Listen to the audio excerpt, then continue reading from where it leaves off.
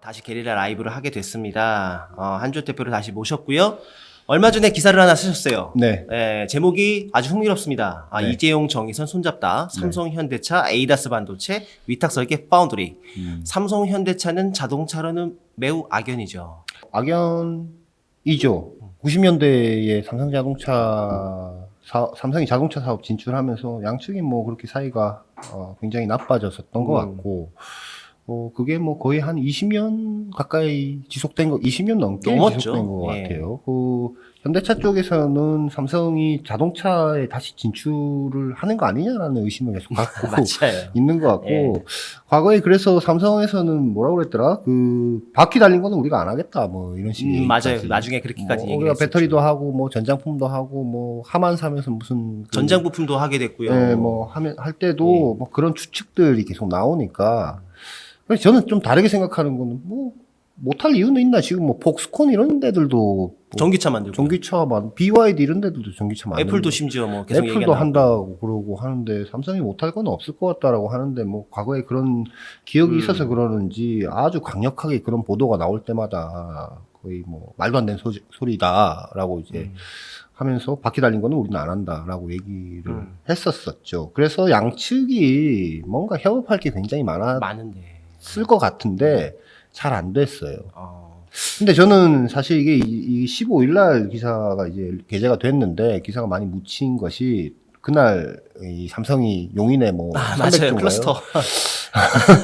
보도 큰 게 나오면서 네. 이제 사실상 좀 묻힌 게 좀 아까워서 영상으로라도 좀 얘기를 좀 하려고 다시 나왔습니다. 일단 제목상으로 봤을 때는 삼성과 현대가 정말 손을 잡는 겁니까? 예, 손을 표현이 그렇고요. 네.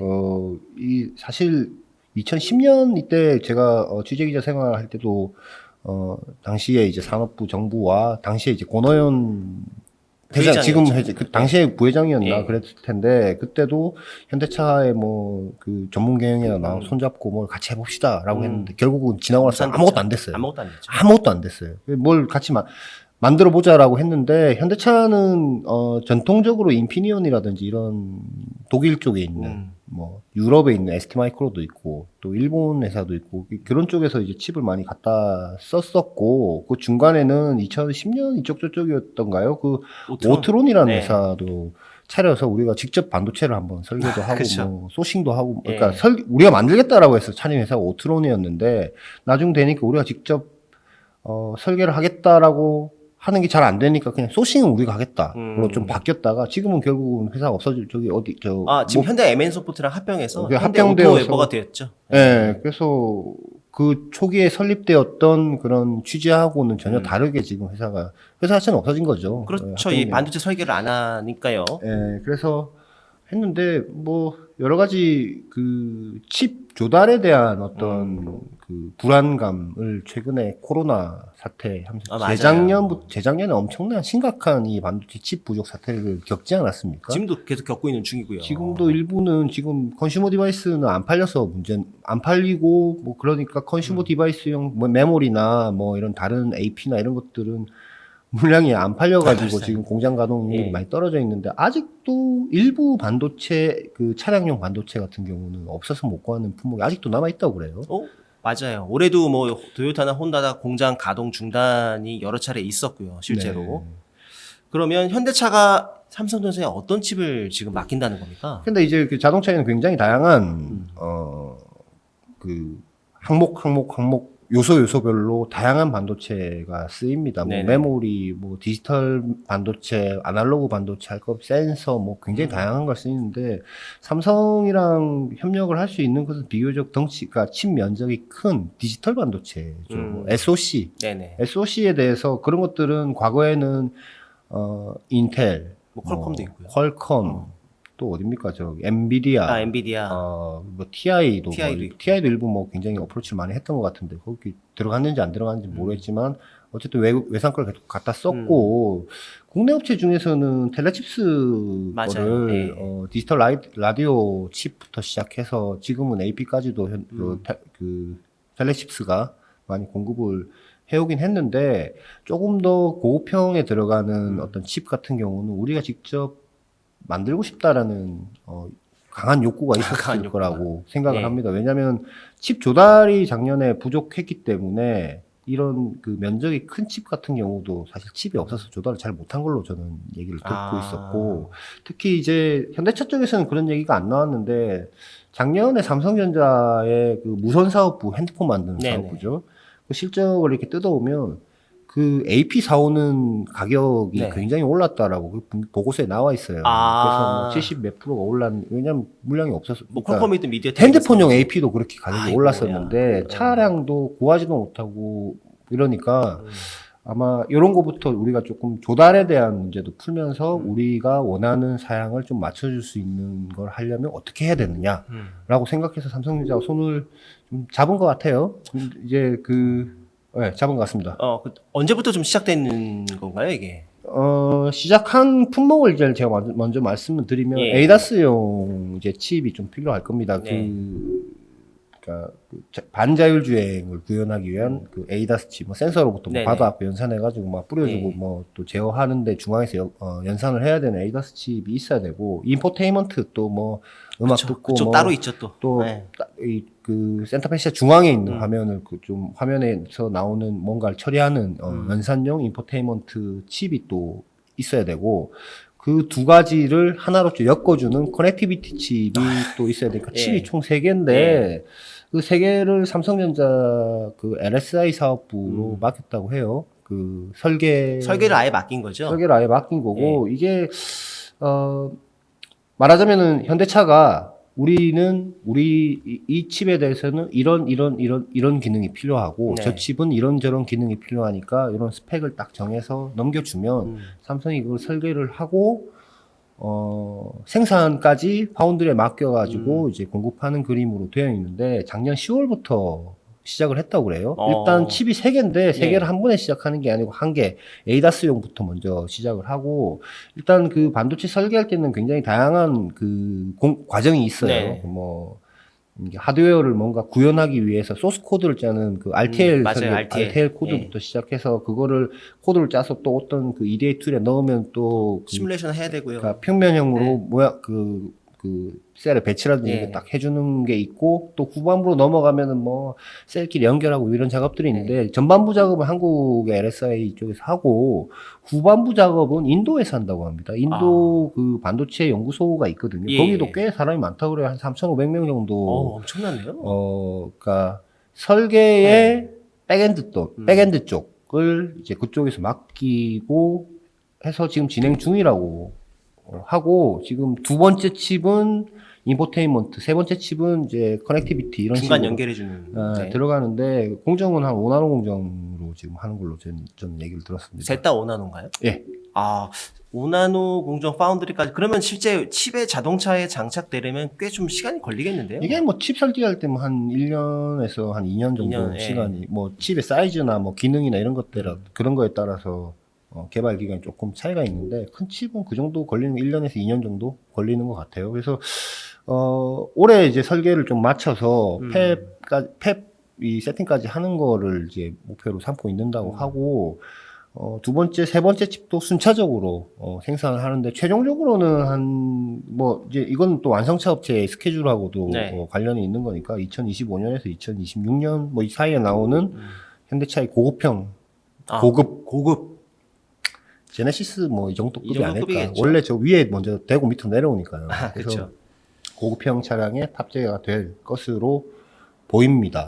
자동차용 반도체가 아무래도 좀 조건이 좀 까다롭고 인증받는데 시간이 좀 걸리다 보니까 좀 시간이 걸릴 것 같은데, 삼성전자 시스템 LSI 자동차 반도체 개발은 이번이 처음이 아니지 않습니까? 네, 좀 예전에도 뭐 많이 했었고 레퍼런스를 좀 많이 쌓아왔었죠. 그 아우디에 들어가는, 지금 현재 길거리 돌아다니는 아우디 A6, 뭐 A8 뭐 이런데 지금 뭐 화면이 막 이렇게 뭐 그 클러스터도 있고요. 있고 공조 장치도 있는데, 다 따로 다르죠. 네, 거기 엑시노스 오토가 엑시노스 삼성이 이제 오토. 그건 자기네 브랜드 제품 라인업을 만들어서 넣은 것이고, 그 전인지 후인지 제가 기억이 잘 안 납니다만 테슬라 차량이 원래 모비라이 맞아요. 인수했죠 이스라엘 회사를. 아니 테슬라가 인수한 게 그건 인텔이 아 인수했는데 인텔. 예. 모빌아이의 인텔 모빌아이의 그 모빌아이 그 아이 무슨 그 칩을 SoC 칩을 갖고 와서 그걸 그 오토파일럿인가요? 아 그게 1세대 버전으로 제가 네, 기억이 1세대 납니다. 버전 예, 그걸로 맞아요. 썼는데 네. 사고가 크게 한번 난 적이 있어요. 음. 왜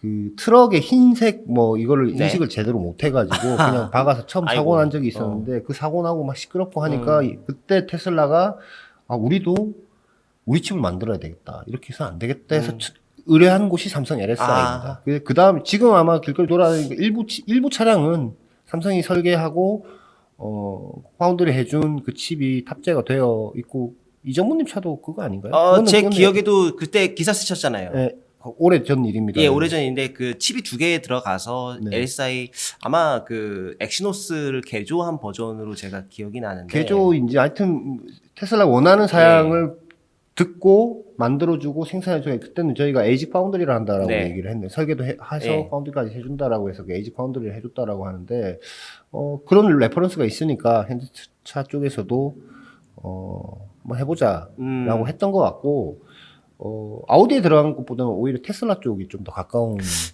지금 현대차하고 네. 하는 거는 뭐 작업의 방식으로 봤을 때 뭐 그런 것 같습니다. 테슬라는 좀 재밌어요. 왜냐하면 차 역사가 되게 짧은데 칩을 벌써 3번 바꿨습니다. 그래요? 일단 초기에 들어갔던 거는 엔비디아 칩이 들어갔다가 네. 2세대는 인텔 아톰 들어갔다가 작년부터는 AMD 라이젠으로 그때마다 바꿨고요. 그건 지금 인포테인먼트 칩 얘기하시는 인포테인먼트 칩인데 네. 유일하게 그래서 아까 말씀하신 모빌아이 칩 이후에 삼성 LSI 칩 설계는 지금 거의 한 5년 됐나요? 그게 그래서 안 그러니까 바뀌게 지금 쓰고 있어요. 에이다스 쪽에 들어가서 예, 이제 쓰고 있는 것들이니까 현대차도 이제 그런 점을 주목을 음. 한 것 같고 일단 현대차가 이것을 하기 시작한 이유는 근본적으로는 칩이 그쵸. 칩을 그게- 구할 수가 예. 없었던 게 있고 그러니까 뭐 사실 2020년 뭐 2021년인가요? 그때 뭐 전 대통령도 뭐 청와대에 불러놓고서는 양쪽이 맞아요. 뭐좀 기억납니다. 협력하면 좋겠다라든지 뭐 이런 식의 얘기들을 했었는데 그 결과물이 이번에 나온 것이다.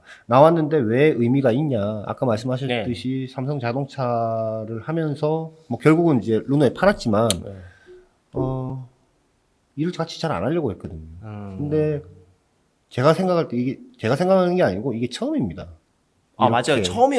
처음이네요. 이렇게 뭘 같이 해가지고 만들고 했던 거는 처음이고, 확실히, 제가 예전에 뭐 이재용 회장 얘기하면서 젊지 않다라고 얘기했는데, 그래도 뭐 다르게 얘기하면 어쨌든 이제 총수가 바뀌면서, 저기. 좀 선대 일은 뭐.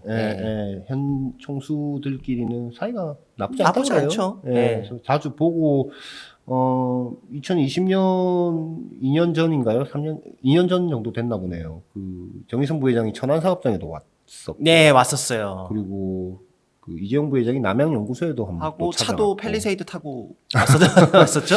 네, 했고 사실 천안 사업장 정의선 회장이 2020년 5월에 천안 사업장 왔었는데 사실 그 저희가 4월인가에 같이 삼성에 뭐 하여튼 부회장급 정도 되는 분이랑 점심을 먹으면서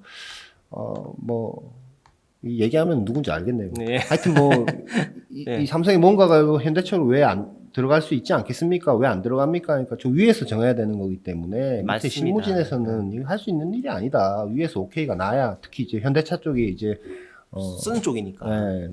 고객이니까 말하자면 그쪽에서 오케이가 나야 되는데 이게 지금 이렇게 이루어지는 것은 결국은 저 위에까지 해서 뭔가 교감이 없지 않았으면 이렇게 가기 힘들지 않았겠느냐. 그리고 이번에 이제 첫 협업인데 이게 제대로 잘 이루어지면 현대차도 바로 옆에 있는 집에서 사오면 그러니까요. 좋죠. 뭐 옆에 설계도 하고 파운드리 공장도 있고. 말도 통하고요. 예. 그래서 삼성 쪽에서도 이 건에 대해서 굉장히 좀 민감하게 생각을 하고 바짝 긴장을 하면서 작업을 하고 있는 것으로 저는 얘기를 들었습니다. 그 말씀하시니까 잠깐 미묘해 보이기도 하는데 이 퀄컴도 오토모티브 칩이 있잖아요. 퀄컴도 있고요, 인텔도 있고요, 네. 엔비디아도 있고요. 싹 다 있는데. 엔비디아는 예전에 어떤 버전인지 모르겠는데 전력을 너무 많이 먹어가지고 차를 돌리면은 그 뭡니까? 펜. 아니 팬이 문제가 아니고 네. 차가 뭐가 돌아가면서 이 재충전을 시키잖아요.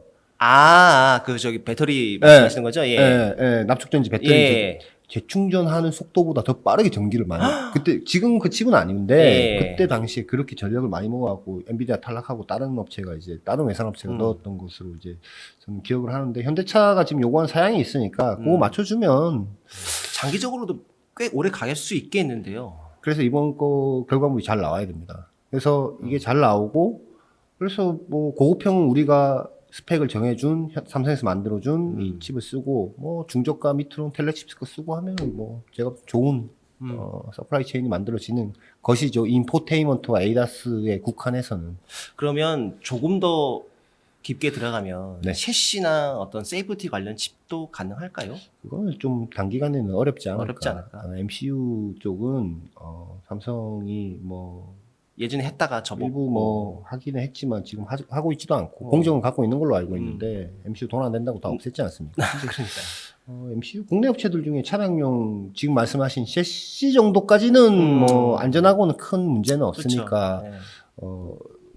넣을 수도 있지 않을까? 셰시라는 게 뭐 예를 들어서 뭐 MCU 굉장히 많이 쓰이잖아요. 아니 뭐 창문 올리고 내리는 창문이나 것도 다 뭐 있잖아요, 다 다. MCU 쓰고 네. 하지만 요즘 뭐 또 요즘 나온 차는 또 저 핸들이 또 들어갔다 나왔다 하니까 뭐 그런 것들도 예. MCU에서 다 처리하는 것들인데 그 정도는 국내 업체가 일부 할 수는 있겠지만 삼성은 지금 그런 쪽은 아마 대응하기가 쉽지 않지 않을까. 이런 디지털 반도체 쪽 위주로 먼저 하고 메모리 뭐 또 일부 넣을 수 있으면 메모리 넣고. 그러고 보니까 자동차 내에 낸드 플래시 많이 들어가잖아요. 랜드도 디램도 이제 예, 들어가니까. 어차피 그 인포테인먼트 SoC 안에 들어가면 뭐 POP를 올리든지 뭐 같이 들어가겠죠. 더 말씀하실 거 있으십니까? 뭐 물어볼 거 있으면 또 물어보세요. 여기까지 인 것 같습니다. 네, 오늘 게릴라 라이브 들어주셔서 감사하고요. 질문들 굉장히 많이 주셨는데 많이 안 주셨어요. 그러네요. 네, 저희가 기자님이. 좀 짧았습니다. 네. 알겠습니다. 오늘 라이브는 여기까지 하고요. 다음에 조금 더 좋은 소식으로 찾아뵙겠습니다. 고맙습니다. 감사합니다.